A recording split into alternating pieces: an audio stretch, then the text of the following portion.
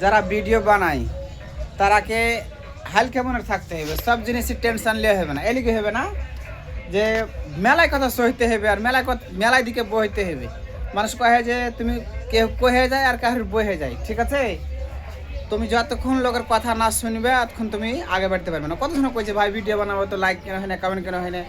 তোমাকে তোমার নিজের লোক লাইক করবে না, নিজের লোক তোমাকে লাইক করবে না। এখনি তোমাকে কইবে তানা মারবে সবাই, তানা সবাই দিবে, দানা সবাই দিবে না, ঠিক আছে?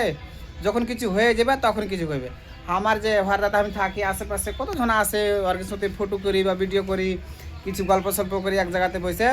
এখানকার আশেপাশের মানুষ হার করতে বেশি টাকা আলা, বেশি পয়সা আলা, সব কিছু ওরা, ঠিক আছে? তো ওরা হচ্ছে যে হারকের সাথে ফটো তোলে না। আকমাল কি যে আকমালের সাথে আসে বা লোক কথা কয়ে বা ভিডিও করে, ফটো খিচে। তুমি যতই টাকা আলা হয়ে যাও, তোমার সাথে সব জনাই করবে না। টাকা আছে তোমার আছে, ঠিক আছে? কিন্তু যে যেরকম মানুষ তার সাথে সেরকম মানুষ সেট হবে। তুমি টাকা আলা, তোমার সাথে টাকা আলা সেট হবে। তো যারা যারা ভিডিও বানাও পরের কথাটা ধ্যান দিও না, পরে তোমাকে কইবেই।